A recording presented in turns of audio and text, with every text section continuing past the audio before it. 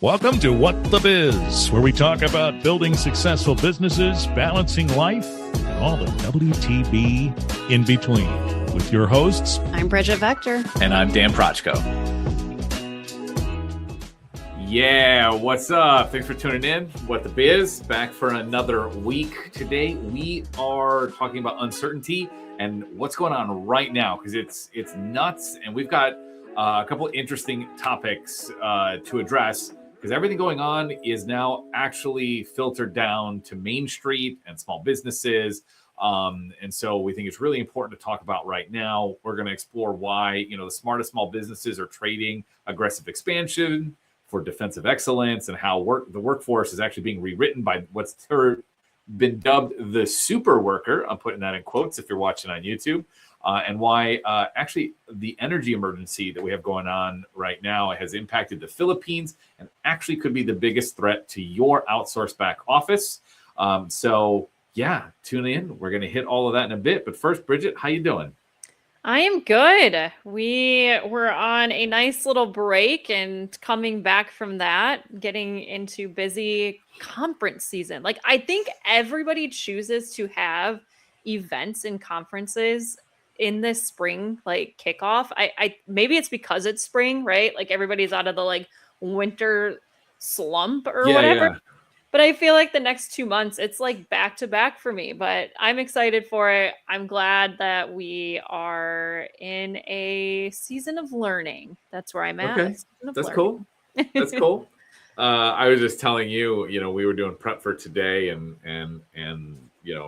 doing all the research for episodes, not just for today, but for the future, and how it's ideated a potential new service, a new offering. So we'll see what comes from that. So that's a lot of fun, kind of in your learning vein. Yeah. Otherwise, we kind of just finished up our first cohort of courses for the courses. A lot of fun, a lot of learnings, going to be improvements, and really just gearing up toward launch number 2. To be honest, it's really just like, nope, let's keep this going. We learned all this stuff. We got to go. So we're looking at setting those dates and getting that launch up. So yeah, so that's exciting. That's interesting. See, that's not uncertainty in your world. You know what you're doing. No, I know what I'm doing. Well, one, because it's worked. I mean, that's the whole thing is do what works. Yep. And so yeah, it was something brand new that we did, and it was a success. So we're going to keep rolling with it and hopefully build on it and grow it. Which really, I guess, kind of is a good segue right into kind of where we're at. So we have a recent U.S. Chamber of Commerce report highlighting that small business sentiment is currently defined by the high prices and the cooling labor market. And the surveys actually found that only 25% of owners are expecting an economic uptick in the next year. So that growth of all costs era that everybody had in their mind from Q2 is pretty much over. Okay. So the focus right now pretty much has to shift into defensive mode, protecting cash flow, keeping the talent we already have, rather than trying to take on new debt, chase hypothetical gains. I do want to ask you your thoughts here, because I think what's crazy, and I think we chatted about this for a second before we jumped in, was like literally just 2 months ago, we were talking about a survey where owners were super optimistic. And I think it was like 76% of small businesses were going to expand their marketing investment and thought they were going to grow this year and all of this. And all of a sudden now in April, we've just fully contracted in, and everybody's just in like, I'm in turtle mode. At least that's what this survey is pretty much saying. So yeah, I mean, and rightfully so with everything going on. I mean, not to make this super political, but like war in Iran, we've got, oil blockade, we've got, all of that hitting, the economy. In a way that really is creating a lot of uncertainty. I mean, I think that's really the major part that's really impacting all of this. But that shift was so fast. It was. And I think the uncertainty is like the key word in all of this, of just like the unknown, right? And I think it also comes down to like personal, I don't want to say tolerance, but it kind of is, of like the fluctuations, right? Some people are very much like lived experience where they don't tolerate the unknown or the fluctuations very well. And like from just experience with some of my clients, I have some that are like all systems go. Like we are not backing off from our goals, our projects, our initiatives. We're confident in the, in the cash flow that we have, and we aren't backing off from it. So I think there's just two angles playing here with business owners. And I guess just because I obviously live in the finance and accounting world, I think there's also the question around of how many of the business owners are kind of hitting the pause button because they don't know what they can cash support, which is fair, right? Like I would much rather a business owner hit the pause if they aren't sure versus just be like, hey, we're still spending. And then in 6 months go, I have no cash and no business now, right? But I think it's just one of those areas where it's a great opportunity to look at what is your confidence in knowing what you can and cannot do. Because the uncertainty is definitely driving market decisions right now. And I think it's seen across the board for sure. I mean, that's what I was going to say is I think the businesses that understand their numbers have a clear view of what's going on and have a sense or have gone through a downturn in the past and just understand what that looks like in the past can forecast a little bit of like, oh, we're probably going to see a dip of about X. And if we do, here's what the business is going to look like. So they can more confidently move forward, either continuing certain initiatives, knowing something could potentially happen. But if they're gamble, and I put that in quotes because it's not really a gamble if they're going in eyes open, fully educated and understand that we've got the cash to support it, but if that works out, they're going to be way farther ahead than everybody else. But the only way that works is, to everything we've been talking about, for years now on the podcast around, having that rainy day fund, making sure we understand our cash flow and what our liabilities are and projected, outlays, without those numbers, it's really difficult to have the confidence to move forward in an uncertain world. Yeah, definitely. I will say in this article, though, they still mention that 66% of business owners feel confident about the future of their business. So there is still a confidence about their business. I think there's a change, though, in the confidence around whether they expect increased revenue, right, in the next 12 months, whether they expect staffing issues in the next 12 months, because we've mentioned it before and we're going to chat about it a little bit again today just because of some changes around staffing. But there's a lot of things at play here. I think that's contributing more and more to the uncertainty side. But there's still some optimism, right? Like business owners are still feeling confident. I think there's just a back off the gas, if you will, movement happening where there's less that are all systems go and more just kind of like, let's wait and see over what happens over the next few months. Yeah, no, I think you're right. They've got confidence in their business is what it sounds like. We're strong as a business. We believe we can retain our customers, but seeing all the external factors. And I think that's a great place to be. And when you're feeling that, this is the time, like make sure you have that plan in place, do that forecasting and understand, because if it hits you and you're not ready for it, that's where issues creep up, I guess, as it were. I think this is also a great time, though, for business owners to really take a look at what they're offering, right? Like the services, the products, like what problems are you solving? And is there a change because of, like, we're seeing a lot of changes across the board, right? And it isn't just because of economics and political things happening. We've talked about AI enough, right? Oh, a ton. And we're going to talk about it some more in a minute, but yeah. We can't help it. It's everywhere. It's everywhere. But like, this is the perfect opportunity to say, are there things that we are offering that maybe need to shift because of everything that's happening around us so quickly?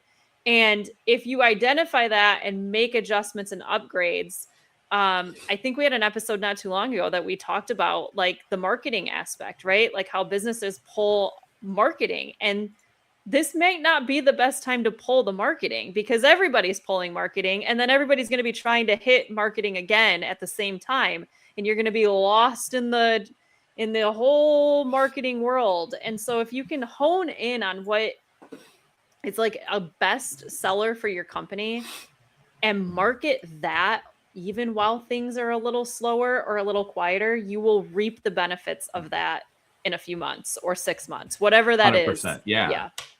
So I think Yeah. it's a great time to like review the Yes. company. Well, and I think kind of going down that path a little bit more is we don't just only have to review, products. We can review processes. We can review team members. We can review what we're doing. And I think that is a great place for us to segue into kind of our next topic here is this rise of something called the super worker. And so we're kind of bringing insights from two different articles together here from PwC and Acrisure. But I think everybody at this point is pretty familiar with chatbots, with chatbots. But what we're moving to are more like action bots, agents, AI doing things for us. And so new tools that are bringing a lot of automation into businesses without constant human engagement is really a big part of what's going on right now. And I know a lot of small businesses are like, holy cow, you just used what I think are a ton of buzzwords. And you're right, it's a ton of buzzwords.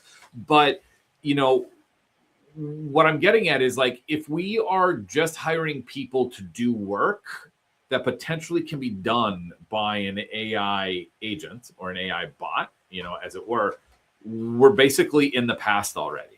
Like we're going to be left behind is the point of all of this. Like doers are wonderful. We need them, but we don't need as many as we used to is the point, So if you have, a ton of, especially if you're a knowledge-based service, or if you have a big back office team, that's a perfect place to explore. Can we put in AI to help us? Because it's not just AI writing or AI emails. We're now looking at AI to manage operations and handle certain elements so that a human doesn't have to actually do it whatsoever. So it's really time to start looking into integrating AI into the day-to-day operations, which will make your current team way more effective and open them up for more improvement, more growth.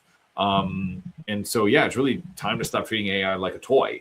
It's not. Like it's being integrated everywhere. And it's really a digital employee. And so really what we need to start looking at for hiring are those who understand how that works, that can help integrate it, but also manage it in that day-to-day. I've been like just kind of in other groups hearing this piece because the interviewing process is changing so dramatically because of this. And you just said, like, find somebody that understands it and can use it and can integrate it. And I think it's going to become more and more commonplace that you better have some sort of AI experience or something that you're bringing to the table because it is utilized so much now or should be utilized so much now.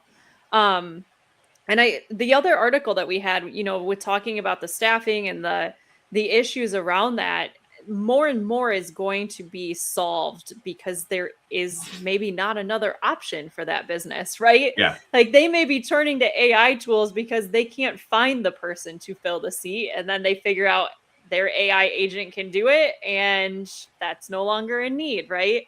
Yeah. So I think the opportunity here is if you are slowing down, analyze the business. Yeah. Are you using AI to the extent that you could be?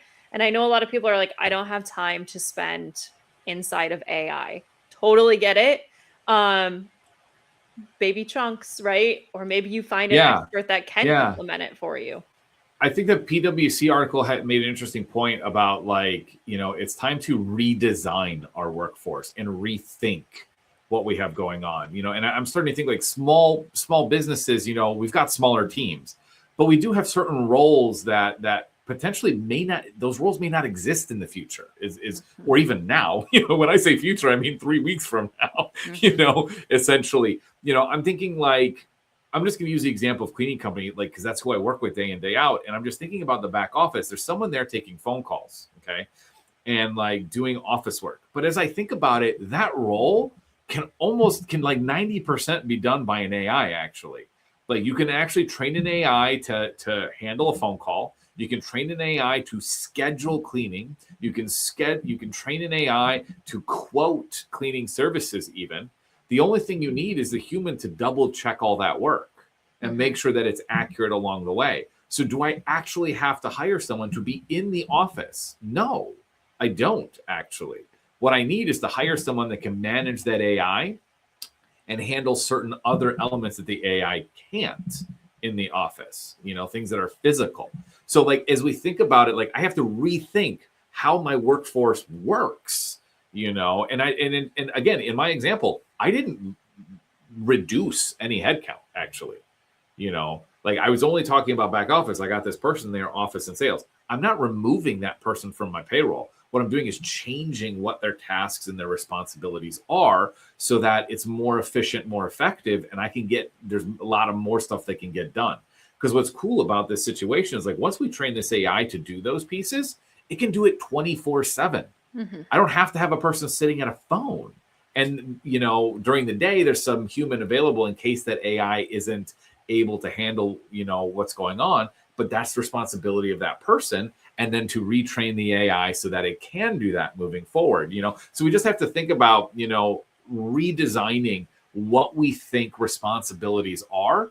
And I don't think it's as easy as I'm trying to make it out to be honest, because we're so used to working with humans. It's like, great. Now, like, wait, how do I think about this? As like, I got this digital employee, I actually have another head, but it's not a real person. And how do I, it's really, really interesting. I think that was one of the strongest pieces here in this piece was like, I literally got to rethink, my roles and what the responsibilities actually are. Yeah.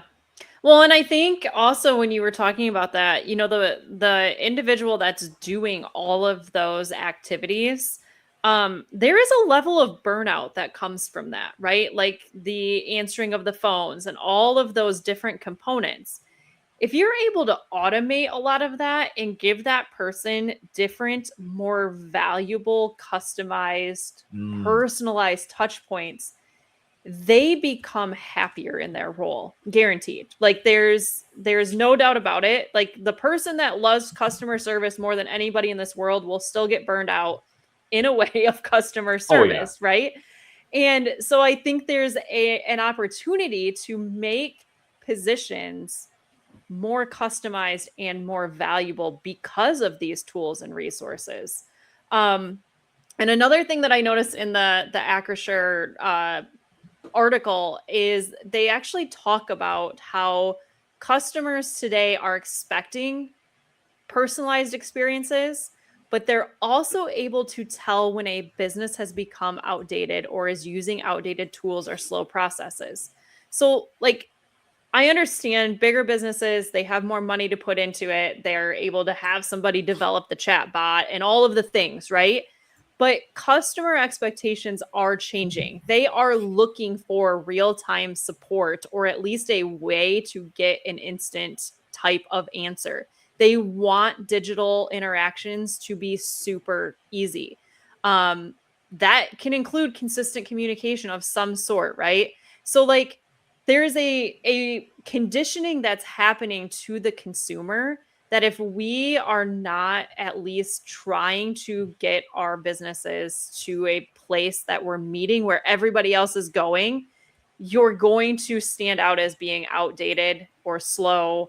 And it could really hurt your sales and your customer retention in the long run. And so that's something that like we have to recognize and embrace those tools and the automations and the digital service world because a lot of consumers are getting used to it and they're expecting it now. Yeah. 100% agreed. Yeah. Very, very true.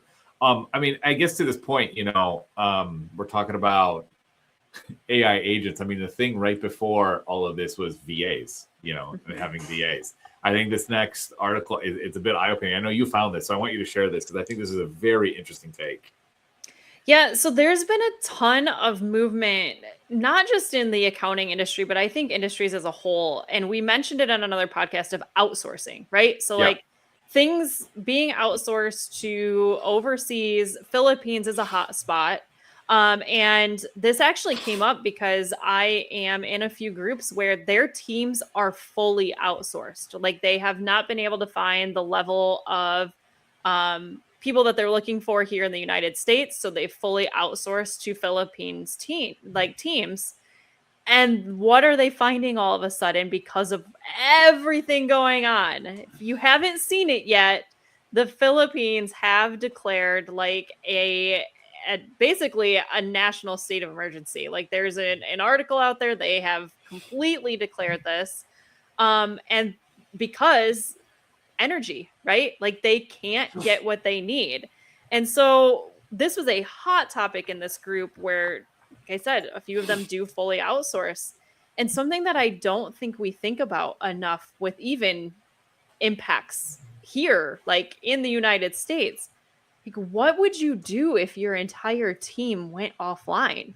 Like they're now looking at this because it was 30 days a few weeks ago. We're obviously within the 30, like they thought they would run out of the ability. Right. That's within crazy. 30 Like days. they were announcing they only had 30 days of like energy left for the whole country, period. And you brought to me like, oh my God, there's so many VAs out there. And I was just like, and no power, no VAs. And I was just like, oh my God, there's whole teams out there, like you just said, that that run businesses or run whole offices or entire customer service divisions or are even bookkeepers or accountants. I know there's a lot of outsourcing for that. And like if the country doesn't have any energy, these businesses don't have VAs, what do they do?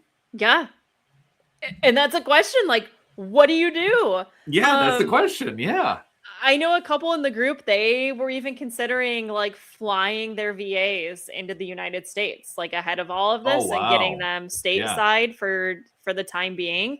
Can they do that though? How many of these VAs have families? Like they can't just pick up and come to the United States and like get the work visa and all the things that they have to do, right? But I think how much time does that take? I mean, whether they can or can't, I mean, the time to get all of that done. I mean, it's not overnight. You know, it's that's a lot. And this isn't just going to impact small businesses. A lot of large companies also utilize VAs and other staffing from the Philippines or I guess any area, right?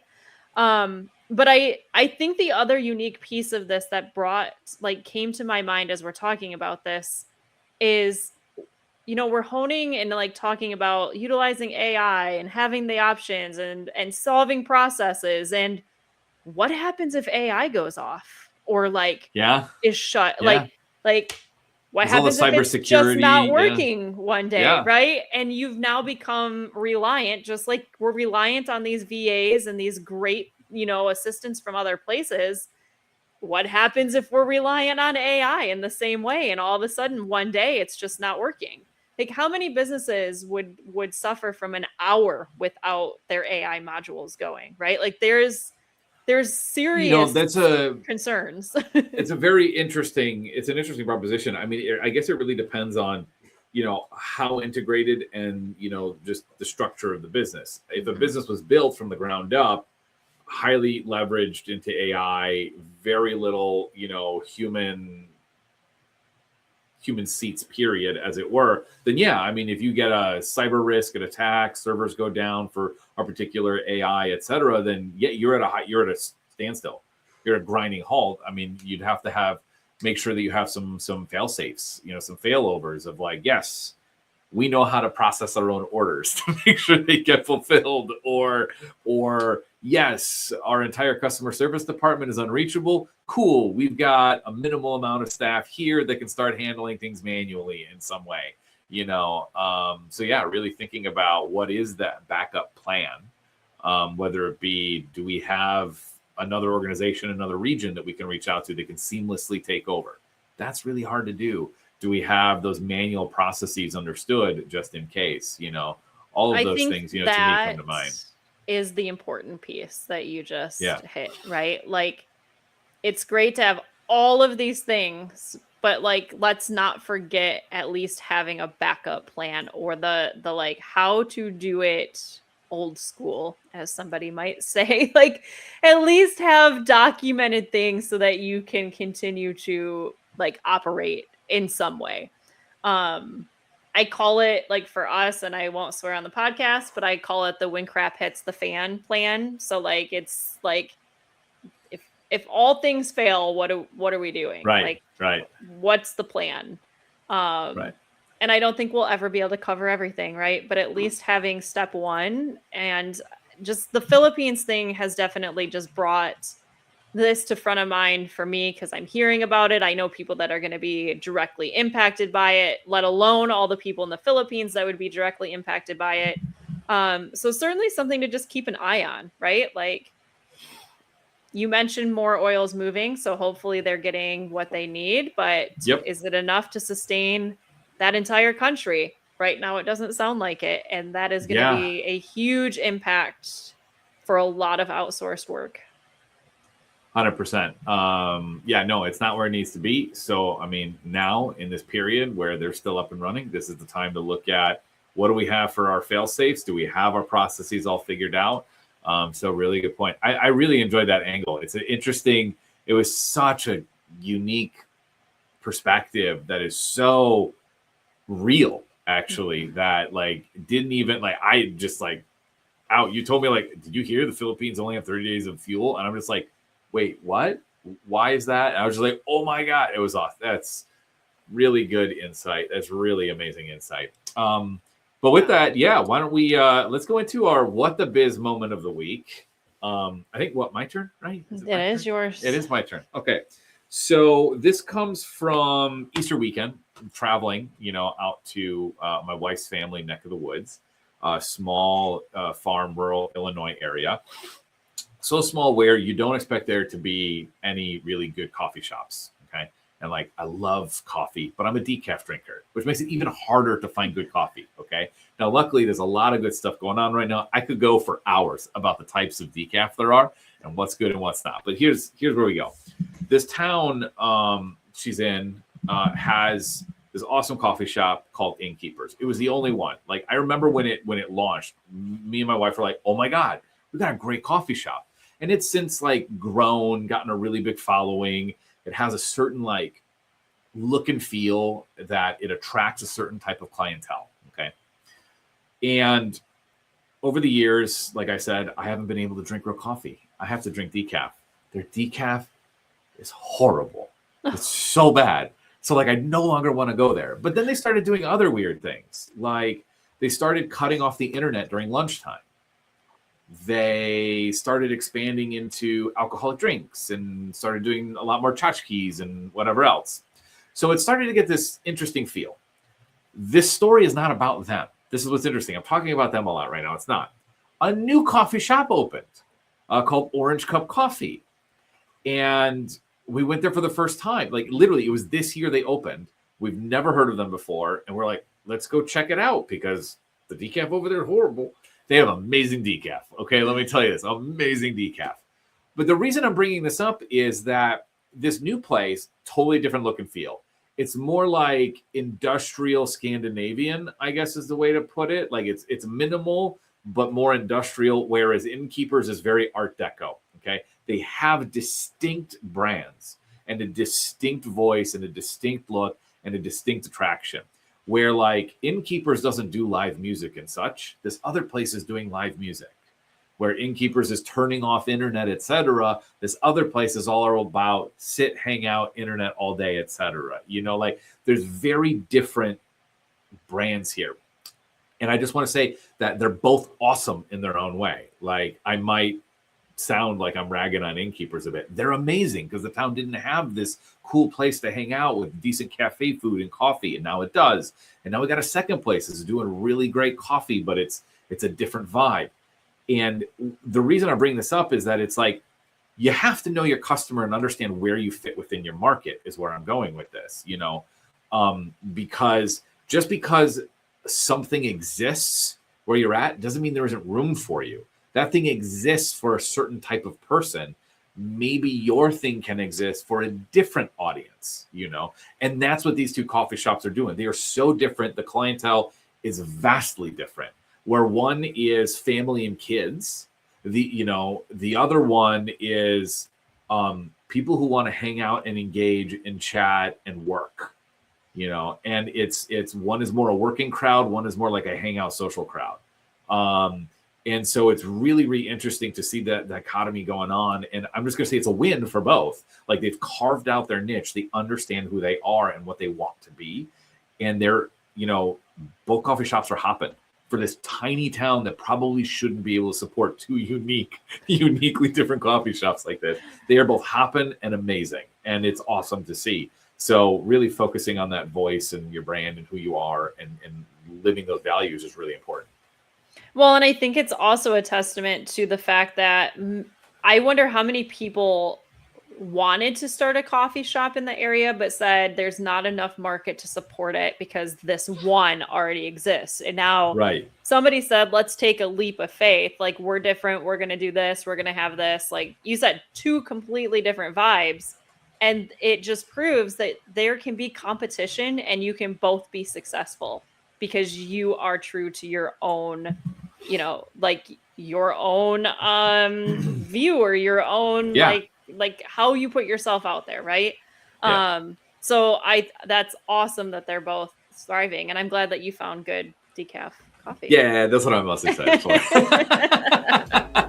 Cool. That's a wrap on it. And I both know your time is really valuable, and so we love that you're spending it here. If you found some value today in our conversation, maybe picked up a new strategy for your business, look, do us a huge favor. If you're on Apple Podcasts or Spotify, the best way to help other business owners is to leave us a review, and maybe share that thing that you learned. I think that'd be really cool for us. Like, I would love to know what did you take out of it. Otherwise, if you got a hurdle, or maybe you're new, just tuned in, you can submit topics to us, okay? Or maybe you got a problem, or you're excited about something cool and you want to hear us chat about it. Get over to whatthebiz.com, drop us a line. Love to hear your ideas, and we might just make an entire episode out of yours. But until then, keep building, stay proactive, and we'll see you on the next one.